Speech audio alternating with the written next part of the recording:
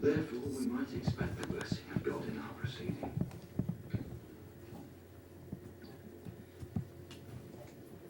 But it will require greater sums of money to furnish such a voyage and to fit our congregation with... In his History of the Pilgrims, William Bradford writes that the debate about moving to America will go on for months. There are men with money to invest in colonization. After many things answered and alleged on both sides, it was fully concluded by the major part to put this design into execution and to prosecute it by the best means they could. This is an extraordinarily audacious proposition because up until this time, there was only one existing, supposedly successful English settlement, Jamestown, and that was hardly a success. People were dying at a frightening rate every year.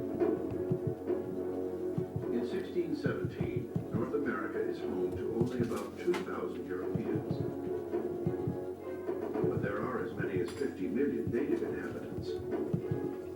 They speak some 300 different languages and maintain their own religious and cultural traditions. The English writings paint a picture in Europe that the lands were uninhabited, that they were wild, that they were that they needed to be tamed, but there was plenty of land that was cleared and planted, large communities.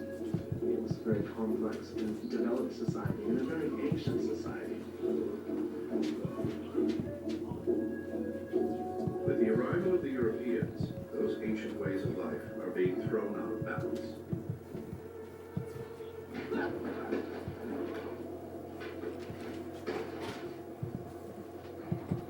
There were kidnappings that were going on up and down the coast, and people were lured onto the ship with the idea of trading, and then the ships would just take off, and people here would just never see their family members again. Native people were not intimidated by these people who come and attack quickly and then leave, but it does certainly cause anger. Captives are brought to Europe as human specimens, living advertisements for America.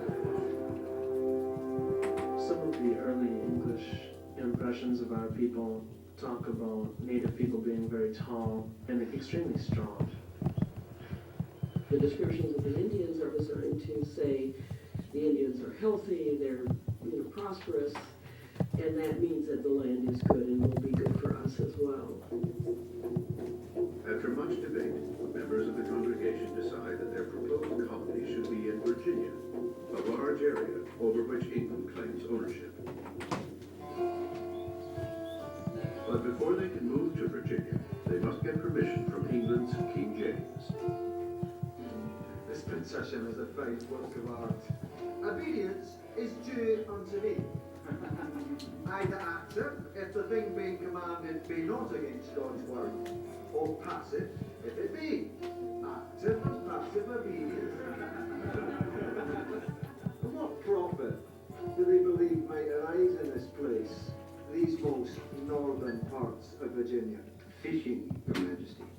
So God has my soul. 'Tis an honest trade. 'Twas the apostles' own calling, eh?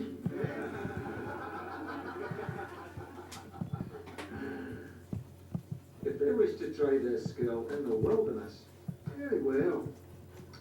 Some of us here are peaceful. But to support them under my seal of public authority, I think not. Aye, mind what you're doing, you stupid fool. It is a most gracious concession, Your Majesty. What is the next piece of business?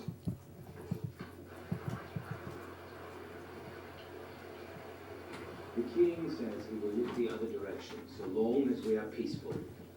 This is all the chief of the Virginia Company or any other of our friends can do in this case. It is a sandy foundation upon which to build new lives. We cannot unsettle ourselves, put off our estates and go upon bare hopes. We might better not have made any suit at all, and having made it, to be thus rejected. I think the King's Majesty is willing to bear us without molestation, but for other reasons he cannot confirm it by public act. Let's take him at his word. For even if we had a seal as big as the house, he could find means to recall or reverse it if he wished. It's the best we can hope for from this king. Let us rest herein on God's providence, as we have done in other things. Tis late. Let's to bed, my Christian brothers. William, I have decided not to go on the ship. Not everyone can go on this first voyage, and those who will remain require me to stay.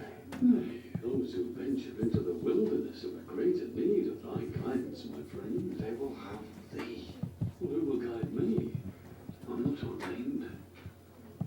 We will need a pastor. Thou art a reverend elder. We shall serve thy people well. Aye, but sure. Let us be truth, that this is but a temporary remedy, till the Lord sees fit to reunite us in our new plantation.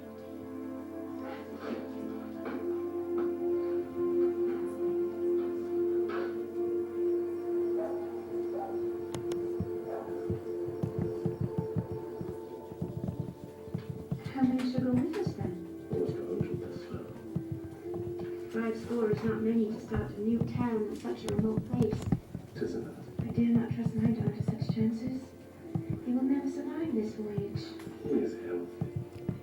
There's no reason to leave him behind. I intend to ask Bridget Robinson to care for him here in Leiden when we go. This is what thou intendest. You will send for him later. What my intention. I cannot.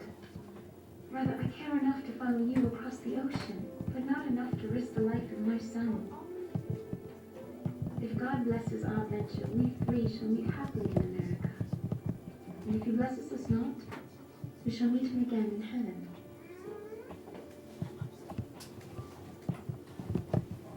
Women perform a very important role in a marriage. Sure, women were subject to their husbands' commands according to law, but they did have, I think, influence in a family, and to see them as sort of powerless and cowed is unrealistic. About this time also, one Mr. Thomas Weston, a merchant of London, who was well acquainted with some of us, came to Leiden. Master Weston, we are very anxious about our dealings with the Virginia Company, what with their many delays. But some judgment have made us a very fair offer to transport us freely to Hudson River and furnish every family with cattle, grain, and... No. Do not meddle with the Dutch. They're powerless and not to be trusted. Let me take care of your needs. Your people should carry on and continue to make ready. I and some merchants, who are my friends, will set you forth shipping.